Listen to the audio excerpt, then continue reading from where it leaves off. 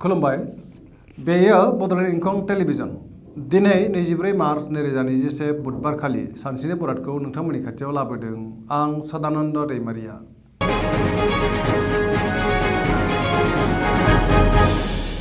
सिगां फरायफिन लादों मेष राशि। दिनैनि साना जोबोर मोजां। मावनो लानाय खामानिखौ मावफुंनो हानानै गोसोखौ दिनै जोबोर गोजोननाय मोनगोन। गोसोनि साननायफोरा जाफुंसारगोन। देहाया दिनै मोजाङै थागोन। बहानिफ्रायबा मोजां खौरां फैनो हागौ। रांखावरियाव जोबोर मोजां होनजायो।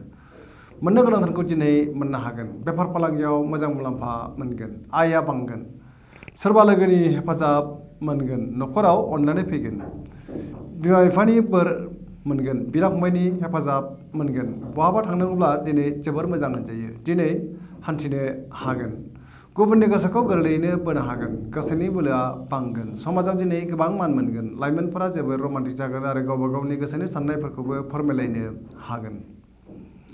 फरायसाफ्रा फरायनायाव गोसो दुंखांगोन आरो मोजां फिथाइ मोननो हागोन। सरासनस्रायै दिनैनि साना जोबोर मोजां आरो मोजाङैनो बारग'लांगोन।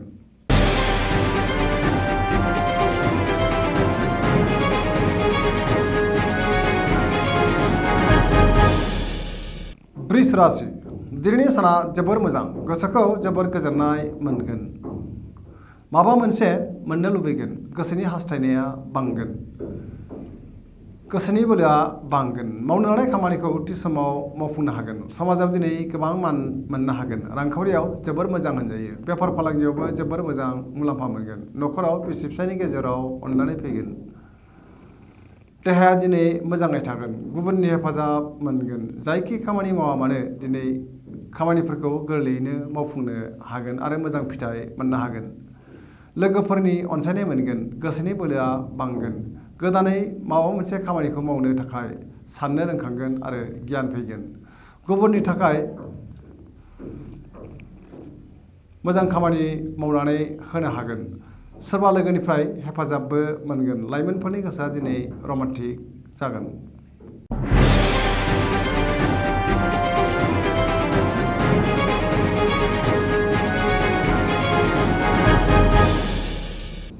मिथुन राशि।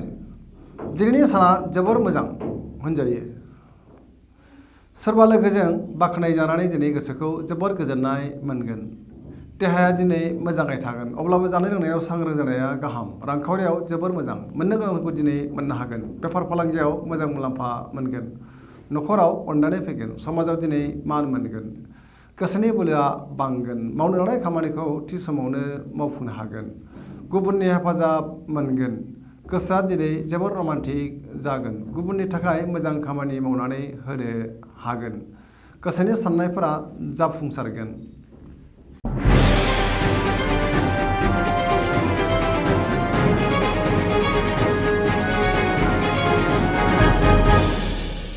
कर्कट राशि। दिनैनि साना जोबोर मोजां। गोसोआव गोग्गो साननाय फैगोन। मावनो लानाय खामानिखौ थि समावनो मावफुंनो हागोन। पजिटिभ एनार्जिनि गोहोम गोग्लैगोन। गोसोखौ दिनै जोबोर गोजोननाय मोनगोन। रांखावरियाव जोबोर मोजां होनजायो। आयआ बांगोन। आरजिनाय धोनखौ दोनथुमनो हागोन। गोबां धोन आरजिनोबो हागोन। बेफार फालांगियाव मोजां मुलाम्फा मोनगोन। देहाया दिनै मोजाङै थागोन। गुबुननि हेफाजाब मोनगोन। न'खराव अननानै फैगोन। समाजाव दिनै गोबां मान मोननो हागोन। फरायसाफ्रा फरायनायाव गोसो दुंखांगोन आरो मोजां फिथाइ मोनगोन। जायखि खामानि मावा मानो जाफुंसारगोन।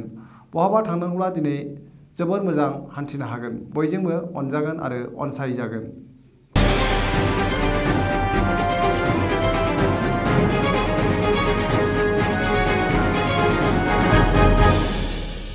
सिंह राशि।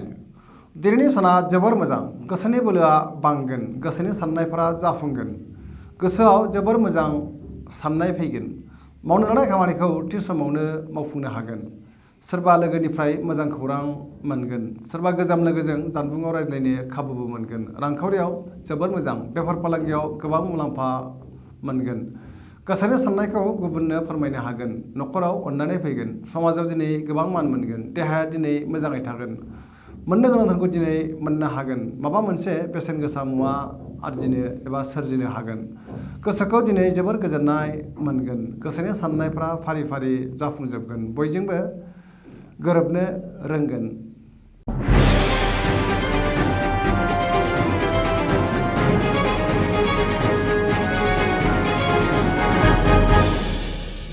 कन्या राशि दिनैनि साना जोबोर मोजां गोसोखौ जोबोर गोजोननाय मोनगोन। गोसोआ दिनै जोबोर रमान्टिक जागोन। रांखावरियाव जोबोर मोजां होनजायो। बेफार फालांगियाव मोजां मुलाम्फा मोनगोन। देहाया दिनै मोजाङै थागोन। न'खराव अनलायनाय फैगोन। गोबां खामानियाव मुखुब थागोन। समाजाव गोबां मान आरो सन्मान मोननो हागोन। गुबुननि गोसोखौ दिनै गोरलैयैनो बोनो हागोन। मोजां आरो गोग्गो साननो रोंगोन। सोलो एबा गियान बांगोन। पजिटिभ एनार्जिनि गोहोम गोग्लैगोन। जायखि खामानि मावा मानो मोजाङैनो मावफुंनो हागोन। सिगांनि आद्रा खामानिखौबो मावफुंजोबनो हागोन।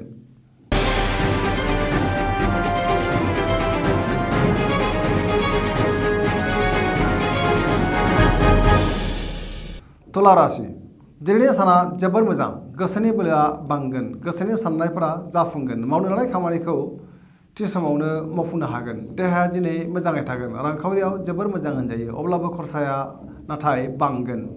जेथिंबो जेरावबो जाफुंसारगोन। न'खराव बिसि फिसायनि गेजेराव अनलायनाय फैगोन। समाजाव मान मोनगोन।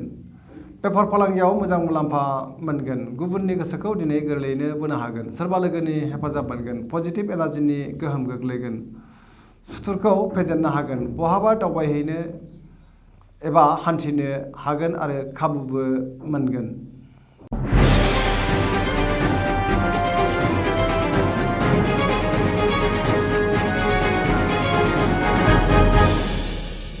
वृश्चिक राशि दिनैनि साना जोबोर मोजां। बहाबा दावबायनो एबा हान्थिनो हानानै दिनै गोसोखौ जोबोर गोजोननाय मोनगोन।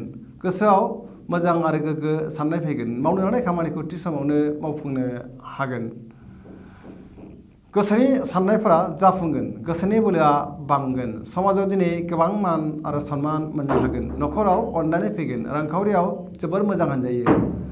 अब्लाबो नाथाय खरसाया बांगोन। बेफार फालांगियाव मोजां मुलाम्फा मोनगोन। देहाया दिनै मोजाङै थागोन। गुबुननि गोसोखौ गोरलैयैनो बोनो हागोन।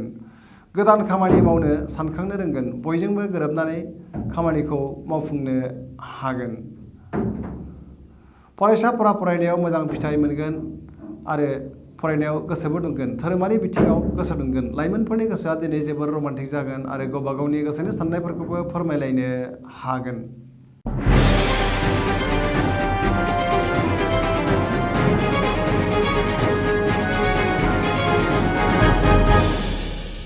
धनु राशि दिनैनि साना मोजां आरो गाज्रिनि गेजेरजों बाबेनलांगोन। गोसोखौ जोबोर बेले बेजे मोनगोन। गोसोनि बोलोआ लोरबां जागोन। मावनो लानाय खामानिखौ थि समाव मावफुंनो गोब्राब जागोन। गोसोखौ दिनै जोबोर उरां फारां मोनगोन। गोसोनि साननायफ्रा देबार नांगोन। रांखावरियाव मोजां होनजायो। बेफार फालांगियावबो मोजां मुलाम्फा मोनगोन। समाजाव दिनै मानहानि जानांनो हागौ। सांग्रां जानाया गाहाम। देहाया बारा मोजां थानाय नङा। लोमजानाय मोनगोन। न'खराव अनलायनाय फैगोन। बिदा फंबायनि हेफाजाब मोनगोन।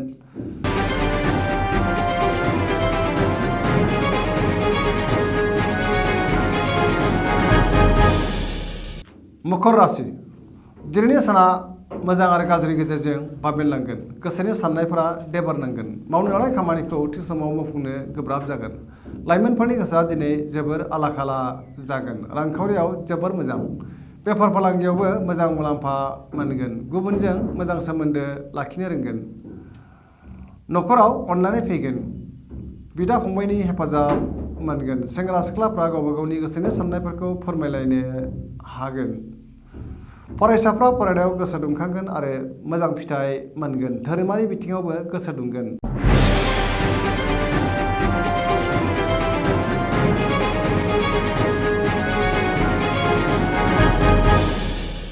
कुम्भ राशि दिनैनि साना बारा मोजां नङा। गुबुननि थाखाय नाङा फाङा जेंनायाव गोग्लैनांनो हागौ। सोरबा लोगोनिफ्राय गाज्रि खौरां मोननोबो हागौ। मावनो लानाय खामानिखौ थि समाव मावफुंनो गोब्राब जागोन। सोरबा लोगोआ थगायनो नाजागोन। समाजाव मान मोनगोन। रांखावरियाव बारा मोजां नङा।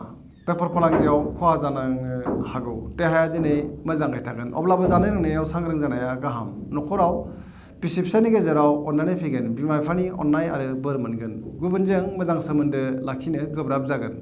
फरायसाफ्रा फरायनायाव गोसो दुंखांनाय नङा आरो मोजां फिथाइ मोननोबो हानाय नङा। गोसोआ दिनै जोबोर आला खाला जागोन।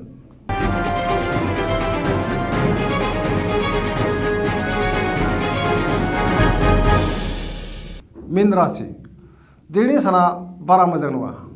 गोसोआव बेले बेजे साननाय फैगोन।